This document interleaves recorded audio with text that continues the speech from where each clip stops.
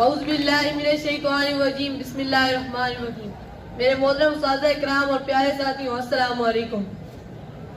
آج میں آپ کو ایک ایسے موضوع کے بارے میں بتانا چاہتا ہوں جو جس پر عمل کر کے ہم کامیابی کی سیڑھی کو چڑھ سکتے ہیں. وہ مستقبل کی منصوبہ بندی ہے. ہر کسی کو مستقبل کی منصوبہ بندی کرنی چاہیے. سب سے پہلے یہ جانیے کہ مستقبل ہے کیا. مستقبل سے مراد آنے والا کل ہے، آنے والا وقت ہے، اور اس کی منصوبہ بندی سے مراد کہ اس کے آنے والے وقت کے لیے ہمیں تیاری کریں، ہم اس کے لیے جدوجہد کریں، اس کے لیے وسائل تلاش کریں. جو ہمارے پاس وسائل ہیں انہیں ضائع مت کریں اور نئے وسائل جوڑ کر رکھیں. کچھ لوگوں کا یہی خیال ہوتا ہے کہ اگر ہم آنے والے وقت کے لیے چیزیں جمع کرنا شروع کر دیں گے، وسائل جمع کرنا شروع کر دیں گے تو وہ توکل کے خراب ہو جائے گا. لیکن یہ ایسا نہیں ہوتا. توکل اور چیز ہے اور منصوبہ بندی اور چیز ہے. ہم جب منصوبہ بندی کرتے ہیں تو اس کا حکم تو قرآن مجید میں بھی ہے. ایک منصوبہ بندی مستقبل کی آخرت کی منصوبہ بندی ہے اور ایک آنے والے کل کی منصوبہ بندی ہے. دنیاوی مستقبل کی منصوبہ بندی ہے. اللہ تعالیٰ نے بھی دنیاوی مستقبل کی منصوبہ بندی کرنے کا حکم عطا فرمایا ہے. حضرت یوسف علیہ السلام نے بھی مستقبل کی منصوبہ بندی کی. انہوں نے گلہ جمع کیا اور اس گلے سے جب قحط آیا تو نہ صرف مصر نے اس کو خود کھایا بلکہ دوسرے ملکوں کو بھی وہ گلہ فراہم کیا.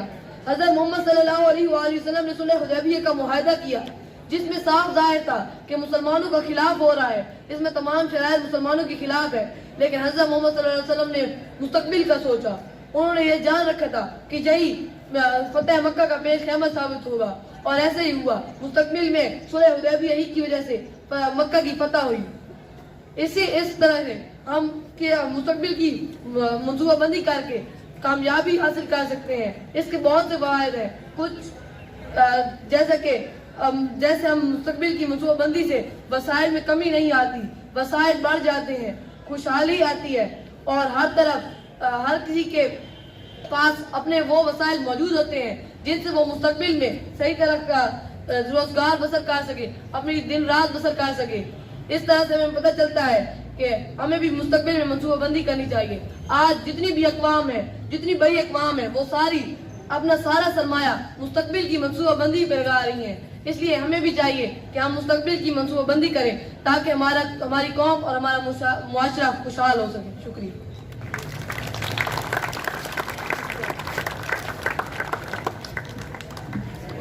نحمدہ ونصلی علی رسولہ الکریم اما بعد فاعوذ باللہ من الشیطان الرجیم بسم اللہ الرحمن الرحیم. میرے محترم اساتذہ کرام اور ہم مکتب ساتھیوں، السلام علیکم. شور ہے ہو گئے دنیا سے مسلم نابود، ہم یہ کہتے ہیں کہ تھے کبھی مسلم موجود. وضع میں تم ہو نصارہ تو تمدن میں ہنود، تم ہو مسلمان کے جنہیں دیکھ کے شرمائے یہود. ہر مسلمان رگ باطل کے لیے نشست تھا، اس کا آئینہ ہستی میں عمل جوہر تھا.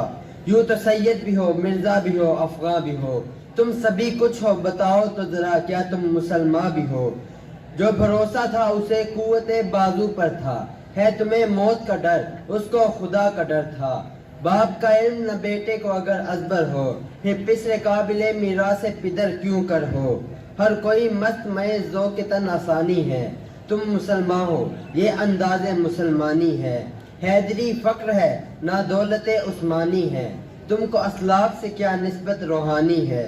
وہ زمانے میں معزز تھے مسلمان ہو کر، وہ زمانے میں معزز تھے مسلمان ہو کر، اور تم خار ہوئے تارک قرآن ہو کر. یہ نظم علامہ محمد اقبال کی تحریر کردہ ہے.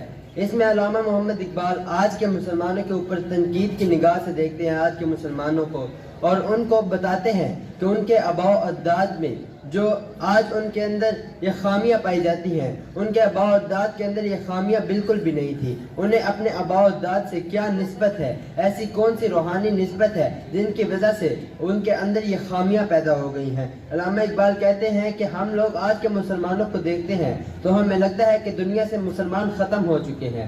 ہم یہ کہنے پر مجبور ہو جاتے ہیں کہ کبھی مسلمان موجود ہوا کرتے تھے. وہ کہتے ہیں کہ آج کے مسلمان فرقوں میں بڑھ چکے ہیں. آج ہم لوگ دیکھیں تو ہمیں ہر قسم کے فرقے ملیں گے، لیکن کسی کو یہ کہتے ہوئے نہیں دیکھیں گے کہ ہم صرف مسلمان ہیں. کوئی کہے گا کہ ہم مرزا ہیں، کوئی کہے گا ہم سید ہیں، کوئی کہے گا کہ ہم یہ ہیں وہ ہیں، لیکن کوئی اپنے آپ کو صرف مسلمان کہتا ہوا نہیں ملے گا۔ آج کے مسلمان اسی طرح فرقوں میں بٹے ہوئے ہیں۔ وہ کہتے تھے کہ ہر مسلمان باطل کے خلاف یکجا ہوتا تھا، آج مسلمان باطل کے خلاف یکجا نہیں ہوتے بلکہ باطل سے اتحاد کر لیتے ہیں۔ انہیں صرف اپنے بازو پر بھروسہ تھا، اپنی قوت پر بھروسہ تھا اور انہیں اللہ تعالیٰ پر ایمان تھا، لیکن آج کے مسلمان یہ ایمان کھو چکے ہیں۔ وہ اللہ تعالیٰ سے ڈرتے تھے لیکن آج کے مسلمان موت سے ڈرتے ہیں۔ وہ علامہ اقبال آخر میں فرماتے ہیں کہ ہر کوئی بس اپنے لیے آسانی ڈھونڈنے میں پڑا ہوا ہے۔ یہ مسلمانوں کا انداز نہیں تھا۔ وہ طنزیہ نگاہ سے مسلمانوں کو کہتے ہیں کہ تم مسلمان ہو اور یہ تمہارے انداز مسلمانی ہے۔